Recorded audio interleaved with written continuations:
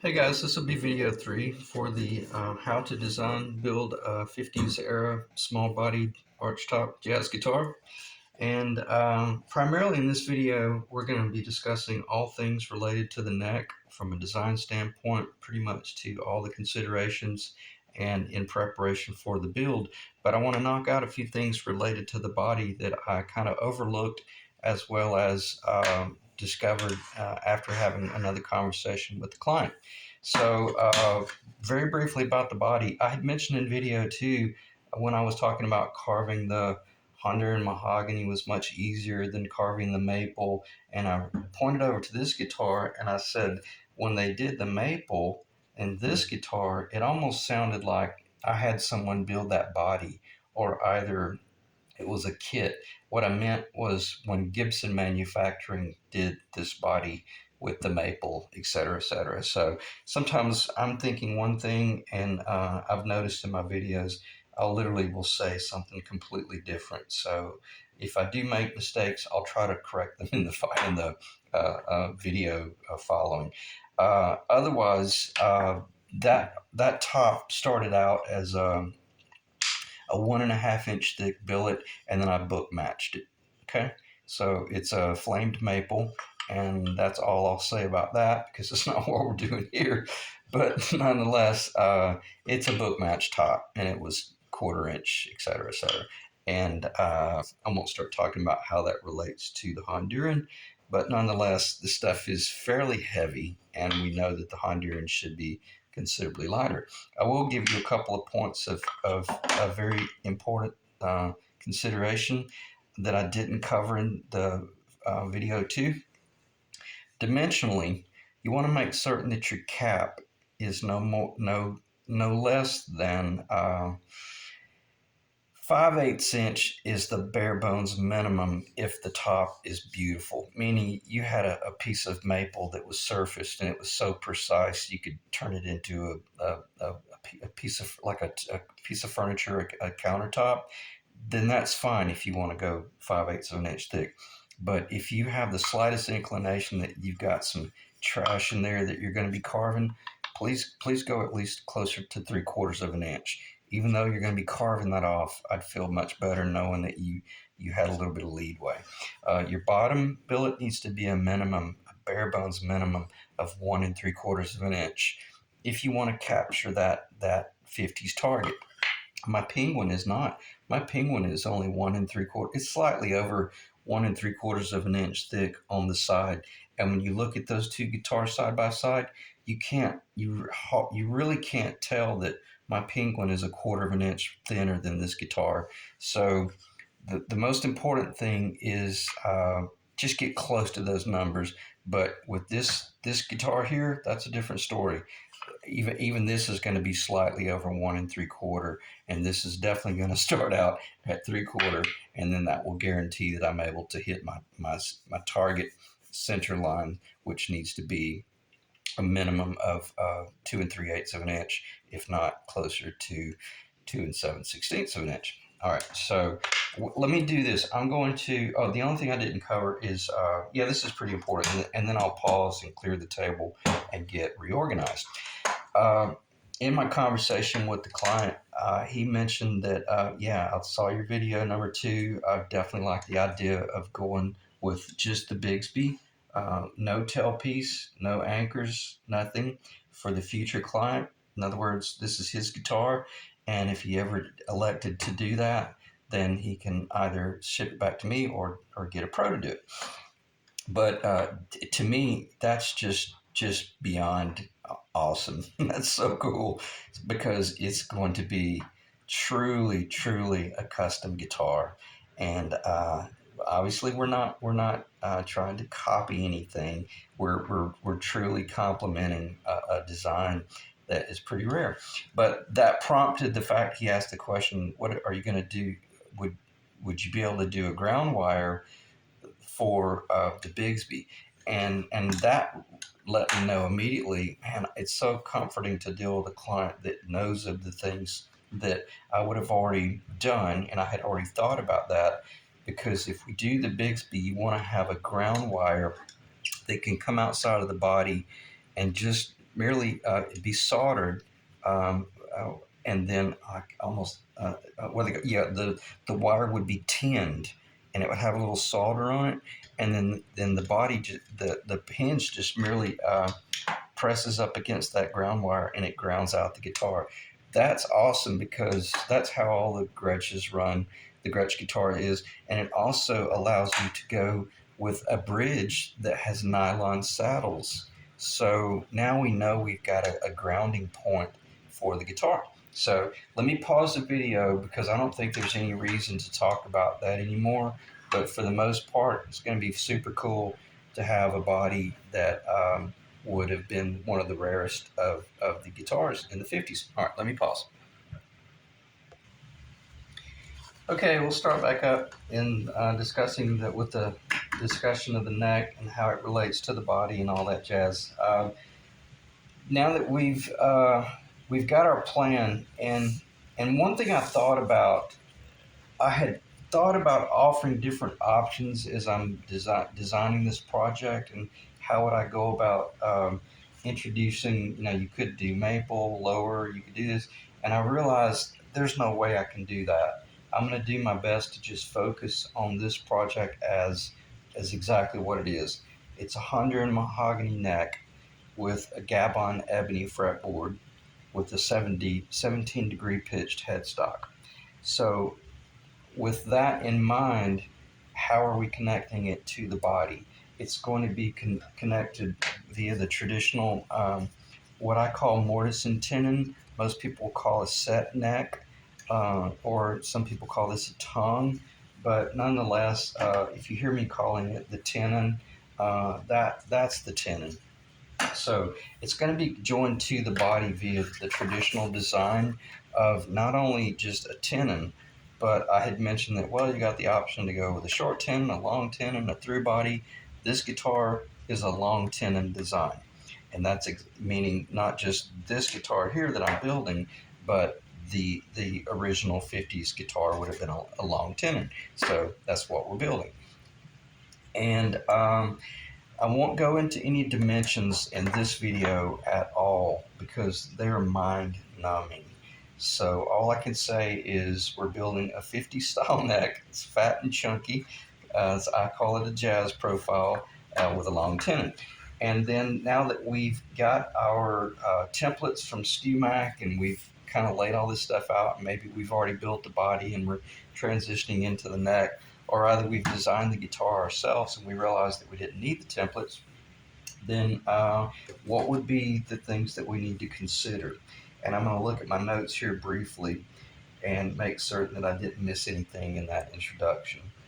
For the most part, no, other than I didn't clarify that the neck that I'll be building would be pretty much the exact neck that would have been used. I don't know why I'm holding that. That would have been used on the gold tops as well. In other words, all the way from the early 50s.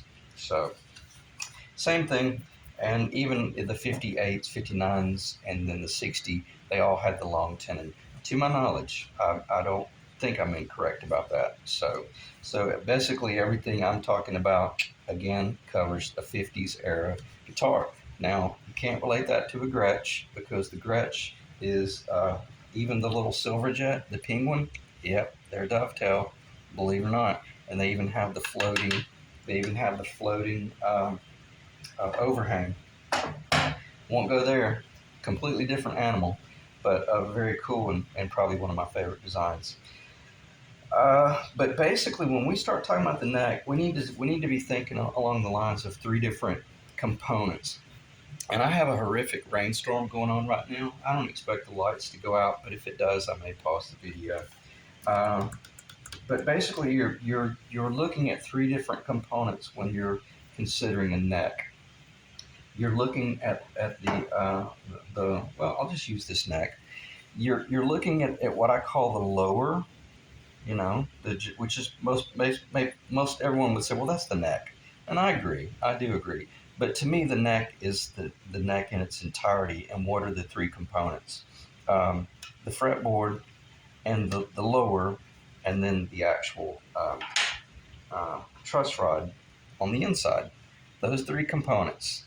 And if you want to add a fourth, we could say the headstock veneer, but to me, the headstock veneer is a part of the lower and all that stuff. So let me get this off the table. And when we're talking about those three different components, the lower and then the truss rod and the fretboard, what do we want to talk about first?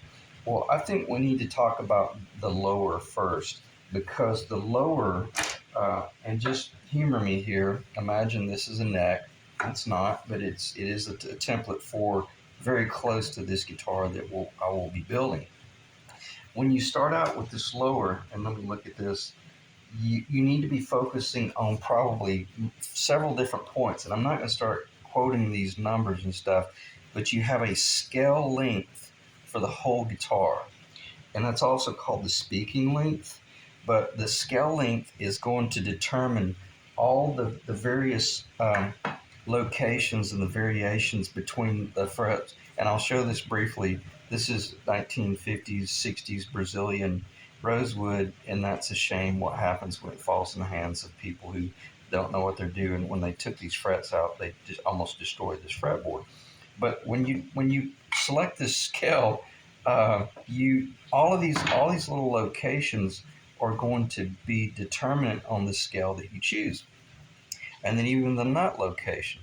If this was a longer scale, well, then you're either going to have to push the nut location in that direction, or either you're going to have to change where it mounts to the body and things like that. So you engineer all this stuff on paper, and you realize that, wow, I got a lot of work to do, and that I've got to determine, well, I'll say a lot of work. You're just going to be going on like a fretboard calculator, and I'm going to give you guys this stuff later on. But you will determine where it joins the body. We already found out in the last video, we're joining the body at the 16th fret, and I'll use this little fretboard here. That location right there is the 16th fret. Okay, so once we have that constant, okay, that's what I meant by once you have that and the scale, you're 90% there, because that's going to define everything that happens in the body and everything that happens in the neck. Even the heel location is going to be determined on that, because we're building a classic guitar. This guitar I mounted differently, but I'm not going to start talking about that. You can do those things if you understand what you're doing, but we're going to stay traditional. We're connecting at the 16th fret. It's going to give us a certain location. We're going to have a certain pitch. And then once we know that 16th fret location, we're going to go up here, and that's going to tell us exactly where our nut location is. And then I don't have a nut on the table. Yeah, let me grab it.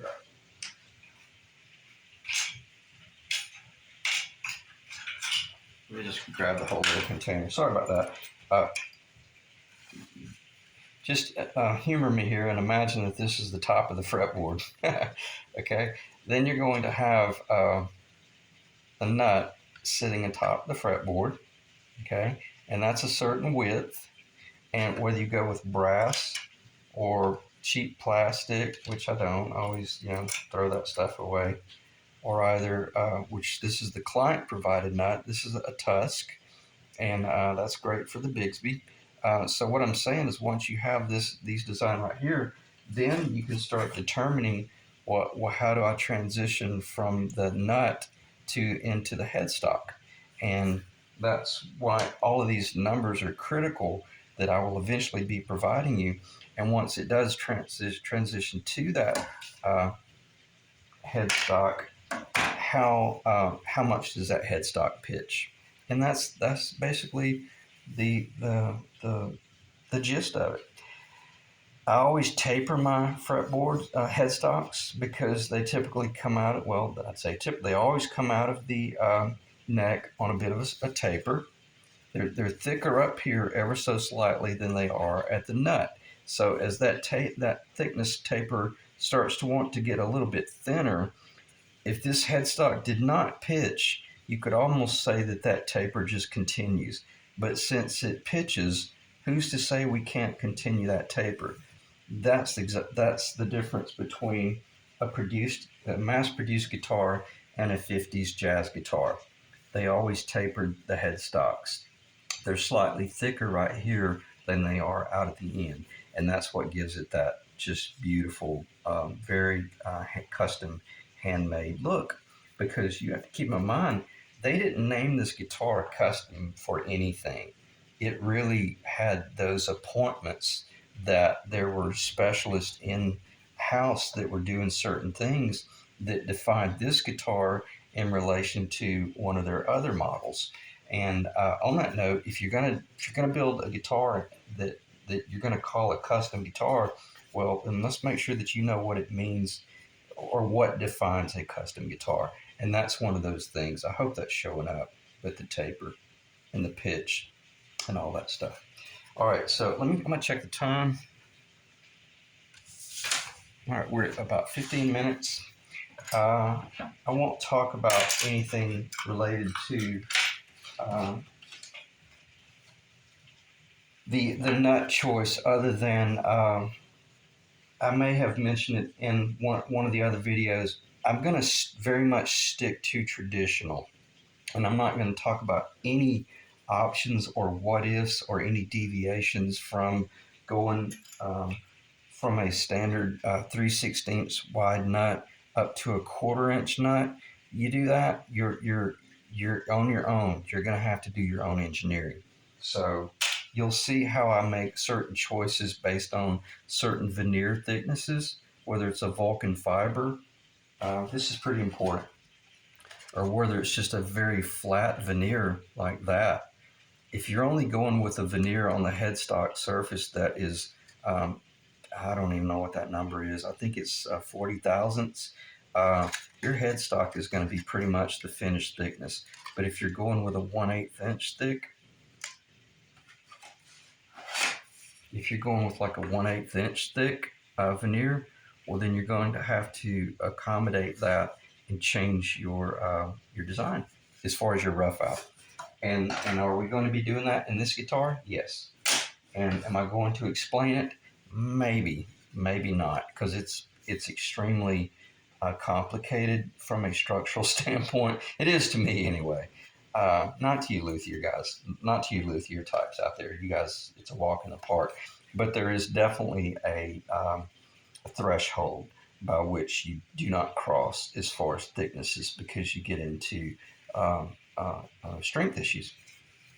All right, so roughly we're at 15, 16 minutes, probably 17 minutes, I think. I have a 18 minutes. Okay, sorry about that. The numbers on my phone are white, and if there's anything white behind it, you can't even see the numbers. So, and the reason I'm looking at that is I want to keep this around 30 minutes. All right, so now that you've got your lower template, designed and laid out, you've jigsawed it out maybe, or you've bandsawed it out, you've put it on your orbital sander and your oscillating sander, and you've cleaned everything up, and it's just pretty much perfect. Now you can take this little template and you can, let me do this. Let me get this off the table because we don't need that anymore. And I apologize if I'm repeating myself, but I think this is the third time I've done this video.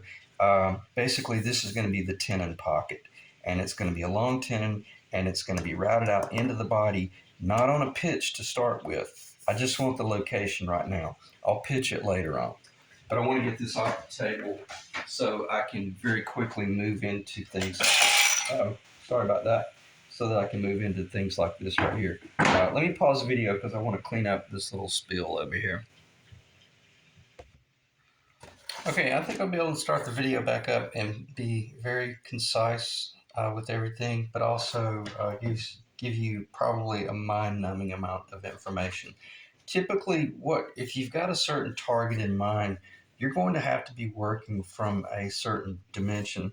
And when I restored the vintage Gibson Les Paul Custom, I knew that I was working within very limited parameters. And if I was working with a certain type of wood that I was about to buy, I had to know what those minimum dimensions were. Meaning that if this is the nut location right here, Once I came off that nut location and went into the overlay, that's where the lower had to start pitching. Well, once it resolves, it's got to terminate at a certain location, and I'm very much a minimalist when it comes to these things. If I'm going to make a template, I don't want to make that template a 16th of an inch too long, because when I start doing layout on the actual board the lumber that I'm building the neck out of, if I want to start going cowboy, I'll do that on the board. But I want this template to be the bare minimum. And if this is the bare minimum, I'll call shots on the rough out as I choose. But if I made this template a quarter inch too long, I might look at a board and go, oh man, if it were only a little bit longer, I could have used it. Well, yeah, you could have, but you had your template was inaccurate. So that's why I meant make sure that when you cut your template out, that it is spot on precise. And if it is a little bit longer or a little bit wider, just maybe make certain that you make some notes about, hey, keep in mind this is for this or that, and you'll know that as you're working on it.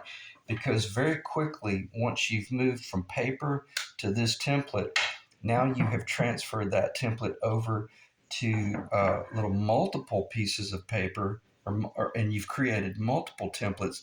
Now you're ready to take a trip to your pro wood store like Woodcraft and start looking at what's on the shelf, or either proceed with caution and order, your material from online.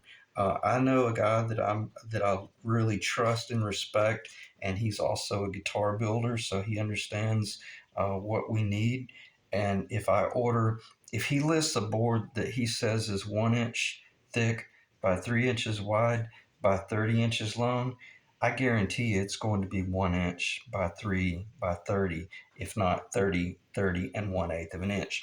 But if it's 30 and 1/8 of an inch, he typically lets you know maybe it's 15/16 or it's 1 1/8 or something like that. And I love that, because if he's that precise, then it allows me to do all of my engineering.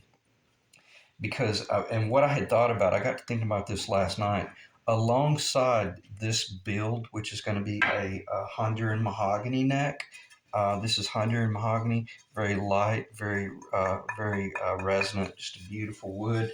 I'm going to go ahead and hold true to my word from about 10 videos back in the how to build a flying V. I'm going to build a custom neck, and I'm going to build an actual jazz neck for and I may even build my own body as well alongside this project. And where I'm going with this is, once you see me laying out this board in preparation for rough out, once I get my mahogany in and shop and it's acclimating, I won't be jumping through hoops trying to keep the video series going. We'll definitely be able to cover everything from an actual bandsaw standpoint and a technical standpoint to proceed forward. And where I'm going with this is the custom neck that I'm going to be building is going to be a 3-piece neck, meaning there's going to be a base leaf, a center, and there's going to be a treble leaf. And you might think, oh, okay, well then why don't you just buy three boards that are 3/4 of an inch thick?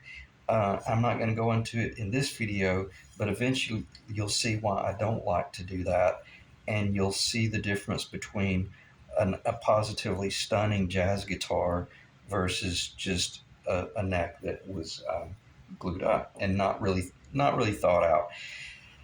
So my um, my base leaf and my treble leaf are exactly 1 inch thick.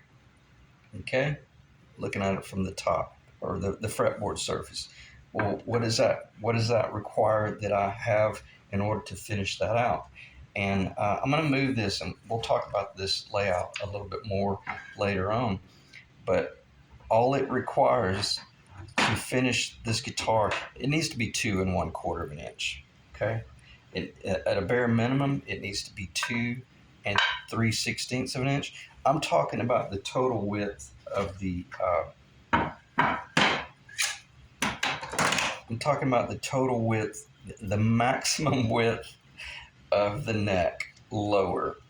Uh, I'm sorry, the minimum width of the neck lower has to be 2 1/16 of an inch. I like them 2 1/4. I'll sand them as I need to. So my target is 2 1/4, and I have a billet where I'm making a 2 inch, a 2 piece neck that is 1 inch thick on either side.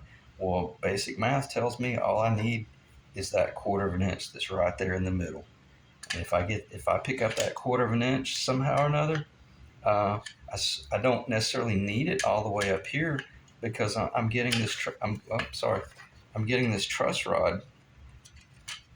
This thing's so messed up. It's so damaged. So I'm getting this truss rod up here. All I'm concerned about is the center. Now, does that mean that I'm going to build a stepped neck? That's not what I'm saying. All I'm saying is all I need to finish out my 3 piece neck is a 1/4 inch center. Okay? And the cool thing about that 1/4 inch center, you're going to see once I finish my guitar or my neck related to this build, this thing is going to be absolutely beautiful. Even though it's not a figured maple, it's going to be really, really pretty. And so I need a 1/4 inch, right? Guess what this is? And that's a 1/4 inch. I can't let that because it's thicker up here. But if this is a 1/4 inch, um,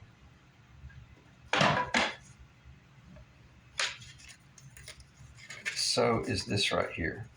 Sorry about this. I hadn't really thought about doing this until I paused the video, but I thought I'd just go ahead and clarify things you can do to kind of stretch wood. You know, if you're sitting there and you're looking at I have a lot of this right here. This is called Pao Ferro, and I have a lot of it that is right at a 1/4 inch thick, and some of it's a little bit thinner than a quarter, and then some of it is for backs and sides for classical guitars and for acoustic, just flat top guitars. So I'm going to be able to cut a center line out of Brazilian rosewood, Pau Ferro, and most people would call it a 5 piece neck, where the center line is going to be a maple veneer with a Brazilian rose. Pau Ferro Bolivian rosewood center, then another piece of maple veneer, and then it would go into this maple on the side. Do I need the maple accent? No, I'm just trying to stretch the board. Now, if I wanted to, I could go with a piece of I don't know, like a walnut maybe, like almost black, and I may do that. Or I could go with a mahogany, and therefore I've got a real beautiful 3 piece center line visually. In other words, it's a center line with these little pinstripes on either side, and then the neck on the side. So I hope I didn't spend too much time talking about that, but I just want you to realize that if you're building a jazz guitar, you don't have to have a 3 inch by 4 inch by 36 inch long board. The minimum board that you need to build your guitar, if you're doing some sort of center, and even if you don't have this, you'll see that I could take this 1 inch thick, 3 inch wide. This is 30 inches long. That's the bare minimum. You can't be. You might get away with 29 and a half, but let's not push it. So if you want to buy a board, 1 inch actual, 3 inch actual, and 30 inches long actual. And I don't even need this, quite frankly. I could build that whole guitar neck out of that little board. Now, there'll be some scarf joint work in the middle, and it would end up being more likely to be paint grade. But nonetheless, if you were splitting hairs, that's your bare minimum. All right, I'm gonna pause the video. I'm gonna regroup and kind of get all this cleaned up and organized because I feel like I got a little bit chaotic right there, and I may even revisit some things. So let me pause briefly. Okay, let me start it back up sooner than I was expecting because I don't want to forget what I just thought of. Um, I've searched high and low for different ways to lay out a board, meaning like the minimum size board to work with to build a neck. And this is about the most efficient layout I've ever seen. And it works so well. What this allows me to achieve is, keep in mind, this is kind of a Gretsch design. That would be a dovetail cut right there. And then this heel would be a dovetail cut as well. And it would end up just as I showed earlier, just like that. Does that make sense? In other words, you could go with a shorter board if you were doing a Gretsch because you're doing this board overhang. And we're going to stop talking about that because we're not building a Gretsch. But with this 30-inch long board, guess what we get right there? We get all day long, and I hope I can do this without screwing anything up. If all we needed was a short tenon, well, we got it until the cows come home, because the top of this fretboard is the top of the surface is there right there. So I can get a tenon that would go all the way back to about right there. That's another 1.75 inches longer than the short tenon. That's plenty to go up into the pickup cavity, which I had highlighted yellow on the drawing. Okay, now this is so important that you pay attention to this, if anything. Um, if you don't have really high quality in-house tools to do really nice S4S work or squaring or any of that jazz, then please pay just an extra $10 or $15 and buy a really nice board that is perfectly S4S and perfectly square. Because I'm here to tell you what's going to happen. I could take a handheld jigsaw and I could jigsaw this neck profile out.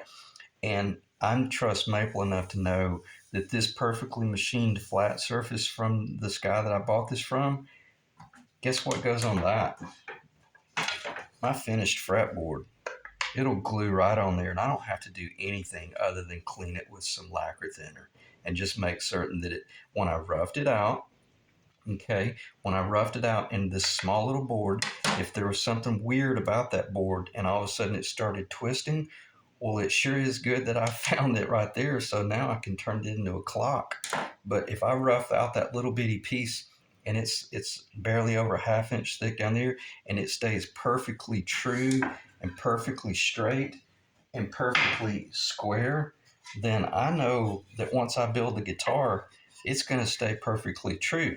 Now you would look at that on the surface and you think, wow, that's some really big straight boards. Look how perfectly true they are.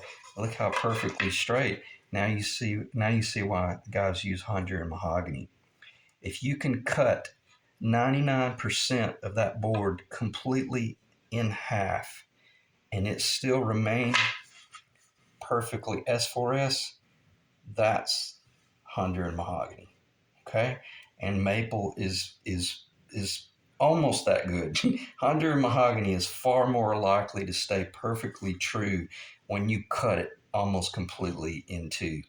And I think, if anything, you should be reading between the lines and realizing, wow, yeah, if I order this piece of Honduran mahogany from someone that is exactly 1.5 inch thick and it's exactly 3 inches wide and exactly this or exactly that, all I got to do is just shape it and glue it together. I'm serious. Now, I'm not being funny. I'm being really serious.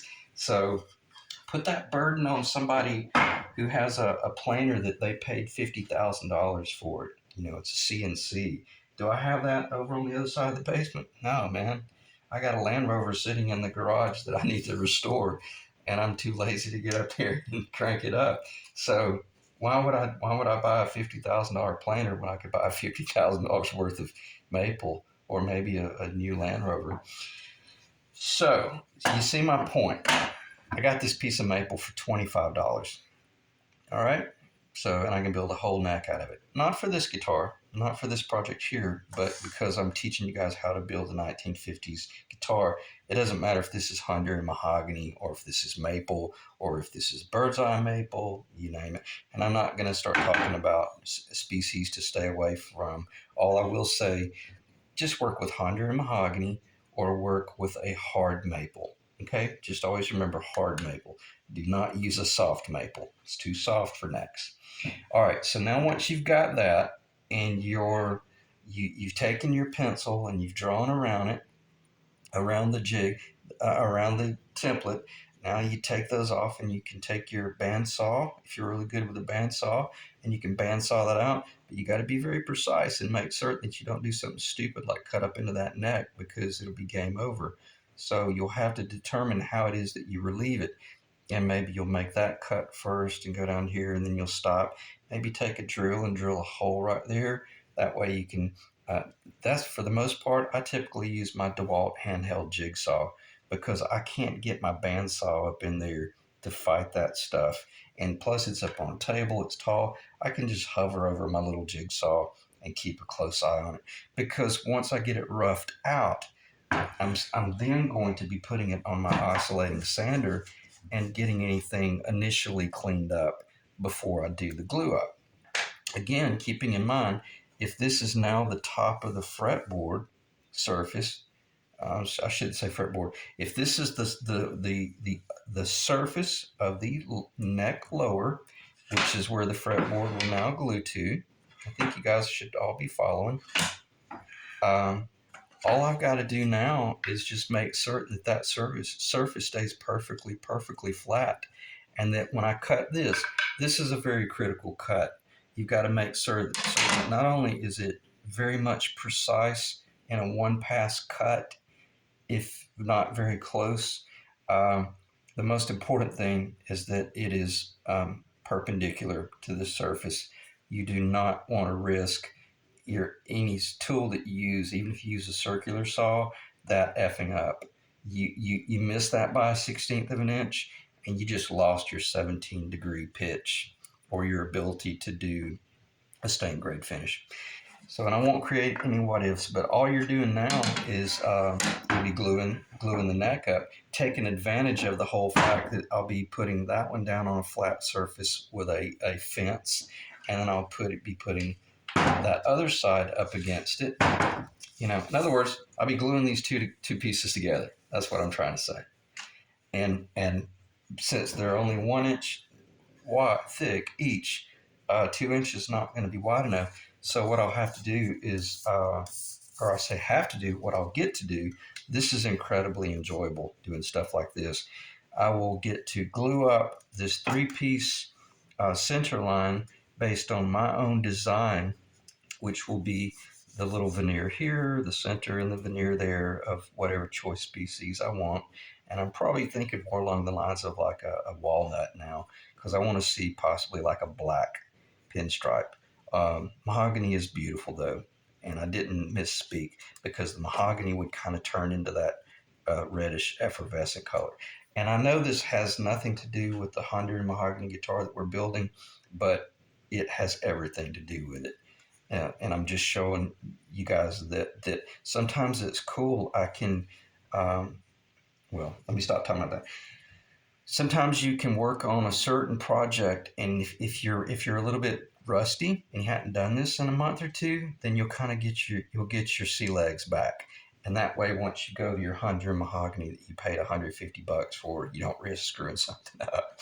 And if I'm gonna screw something up, I'd rather screw up my beautiful 5-piece maple jazz neck or 3-piece maple jazz neck and such. So anyway, I hope that makes sense, that you'd glue this piece up first, and then go ahead, and once it's glued up, take this template and go ahead and jigsaw that out even, or bandsaw that out. And then you lay the piece of maple down. Okay, follow me? You got your piece of maple that's cut out. You lay it down. and then you lay that piece on the, or you glue that piece to that piece, and then you glue this piece to this piece. Is that all in one step? I can do it in one step, but I wouldn't recommend it. I'd recommend that we use some sort of fence and a flat surface, and we take the back of that maple, like this right here, and we put that against our fence, and then we put our glue on that surface. And this is where I like using tight bond. Tight bond is excellent for this. And then we'll tight bond that piece right there, clamp it real nice and strong, let it dry overnight. And guess what we could use as a clamping caul. We could either use our little template here, or we could use that other piece of maple.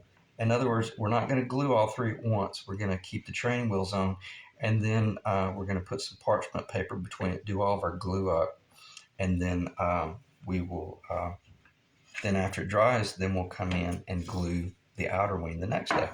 And I really kind of went off the cuff and spent more time talking about that than I wanted to, but you know, I don't think it's anything that's going to hurt us. I'll tell you, let me pause briefly and get reorganized one more time, and then I'll finish out talking about the fretboard. And hopefully, we'll keep this video under an hour and a half. Okay, let's start back up discussing the neck and the. Keep in mind the neck is pretty much glued up now, and it's what I would call a three-piece neck. And you basically would be looking at it from the top. It would look something like this. And then I should have gotten another board, but basically you would be looking at a project that looks like this right here. Okay, and it's going to have glue on it. It's going to be kind of ugly, but you're going to be excited because we're going to have this profile, and this is what's going to be the next thing. Now we're going to transition into machining for the truss rod. And keep in mind, we'll have our center line, whether it's Honduran mahogany or whatever species we choose. Our truss rod only has to go to a certain direction, and it's going to be stopping somewhere in this location right here. So once you, let me get a grip on this, a better grip. So you're wanting to install this truss rod.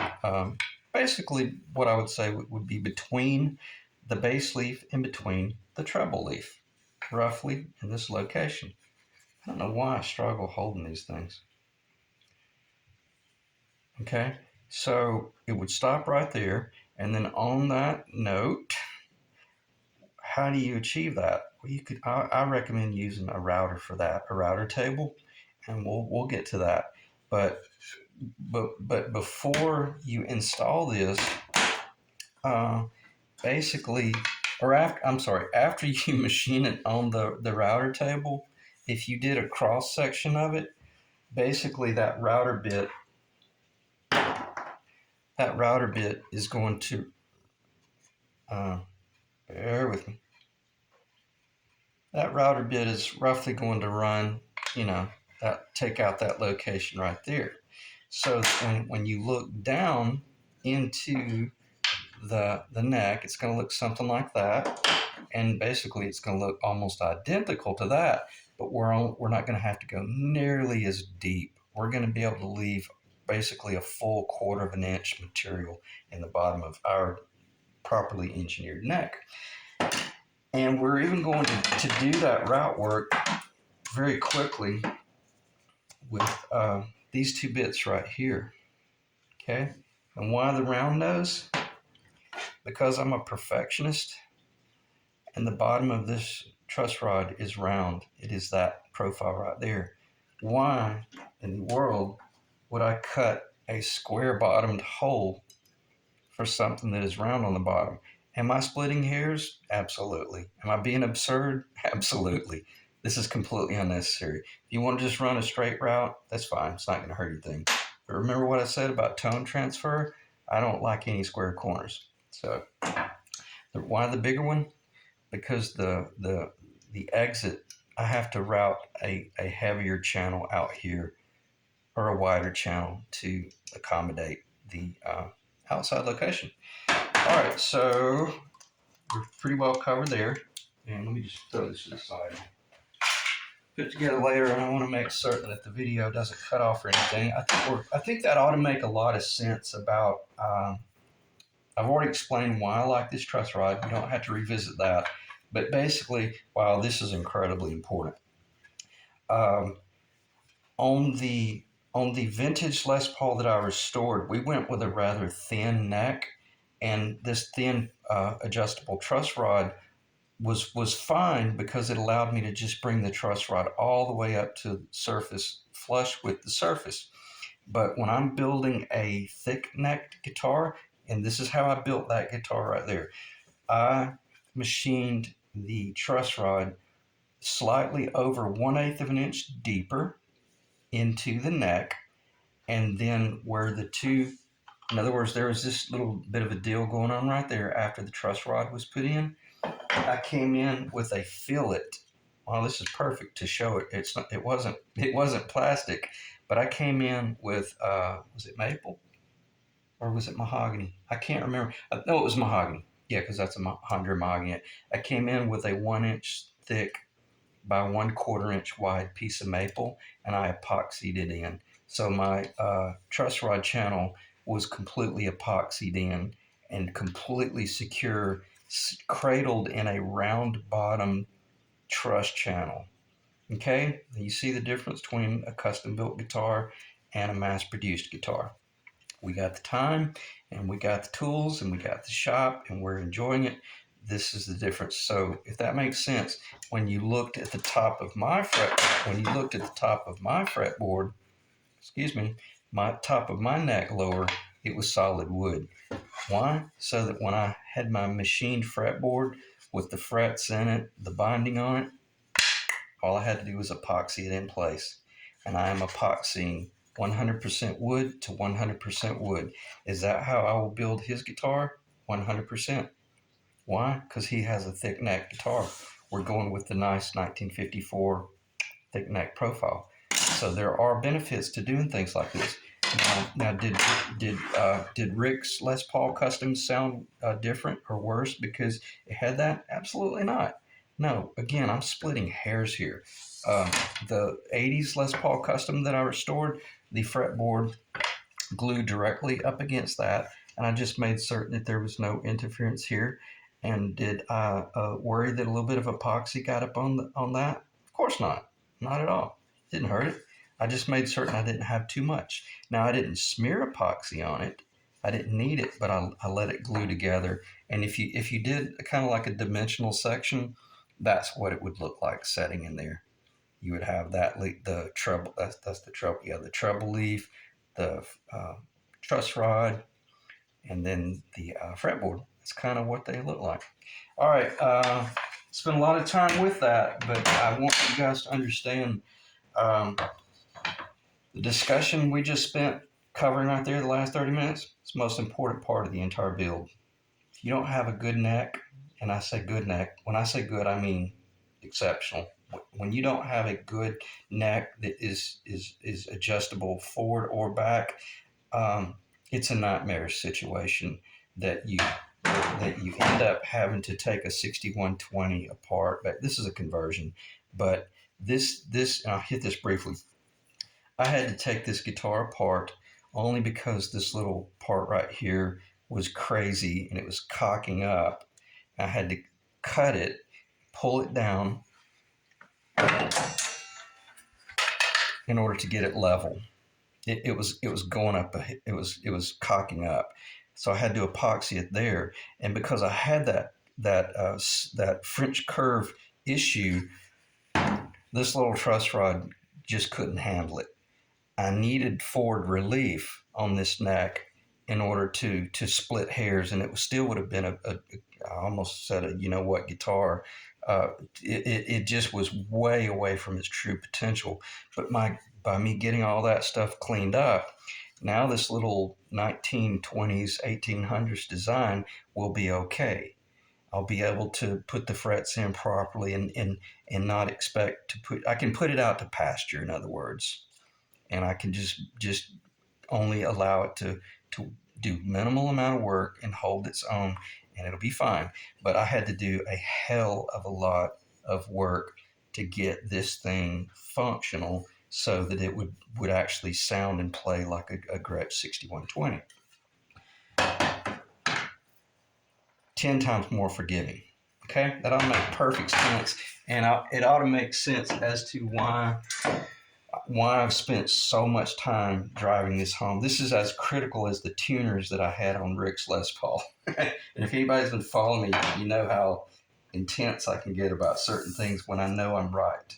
And it's not my ego, it's just I've done this enough to know, let's do this, let's do this, let's do this. Now, am I saying there's an issue with this client? Absolutely not. This client sent me an email earlier and said, I like the idea, let's go with the more modern truss rod. Spot on. That I can't even begin to tell you how much more enjoyable the job's going to be, knowing that I'm not going to have to go back to 1940s. All right. So should I talk about anything else, or should I just end the video? Probably not too much more, other than I'll talk about the. Let me lighten it up a little bit. We'll talk about some things that are pretty. This is Gabon ebony, okay, and we're going on Honduran mahogany. Lower. This will give you an idea of what the neck's going to look like as it's beginning to come together. Honduran mahogany on the bottom, ebony on the top. Here's your Stuart McDonald. He got this from Stuart McDonald, mother of pearl. And this is very important that I cover this so I don't forget. These dimensions, the widths, they are historically accurate. And I can't say that for the knockoff market. I don't know, so I can't say. But I do know that the Stuart McDonald mother of pearl is very nice and thick. It's beautiful. I mean, as far as it's not too rainbowy blue and pink and purple. It's got just a nice hue of just, it's just beautiful. And I'll get emotional if I'm not careful. But nonetheless, that is the mother of pearl that will be going in this 1954 to 56 Les Paul custom replica, or complimentary, whatever they're called. And ebony is beautiful. That's why they use it for piano keys. It has such an incredible feel, and the more you play it, just the natural oils from your hand getting into it. I do not stain my ebony fretboards. To me, that's absurd. And I had made a statement in a video. Why don't you just build your fretboard out of maple and paint it black? Why would you put a neck that God himself created for jazz guitars and put stain on it? You know, just let the natural oils, and you're going to be shocked at how beautiful. And also, you're going to be shocked at just how brown it is. It's a very, very deep, dark chocolate rich brown. It's not black. And when I think of black, I think of like an automobile black, or like the painted body black. Ebony's beautiful in its just natural state. And let me get this under control so I don't risk damaging this. I always want to protect your high dollar items. I think those are about $75 to $80 for that kit. All right, I don't think there's any reason to cover anything else. Let me look at my notes briefly, because it's a long video, but this is a ton of information, and you can't just build a 1950s jazz guitar within 3 videos. So we talked about the lower, and we talked about the headstock overlay and the pitch, and I don't know if I mentioned, but you could do, yeah, I did talk about how you could do the thin veneer overlay, and it changes everything. I talked about the fretboard and the inlay. I didn't talk about the frets. So, Ethan, be thinking about your frets. What's your playing style? I'll put in anything you like, but I certainly love the taller fret. It's not my guitar. So then the bind. We'll talk about binding and stuff later on. That's not important. We talked in extensive detail about the layout in the truss rod, and we did not talk about the scale. We did talk about the mother of pearl, and then the profile is to be determined, meaning my profile on my guitar, not on Ethan's guitar. But if you guys are really serious about this, go on tundraman.com, TUNDRAMAN, Tundra, I think that's how it's spelled. Just do a fretboard calculator, fretboard scale calculator search online, and I like Tundra Man. No frills, no nothing. Just a very simple fretboard calculator, and you'll learn more about fretboard scale calculation than most guys in the 50s knew. And because that's critical for doing your guitar, whether you build a truly vintage guitar and it looks identical to a 1959 or 58 or blah blah blah. The scale needs to be historically accurate, but it's not nearly as important as you being aware of the scale that you want to play. My Penguin has a 25-inch scale. That's a dobro scale.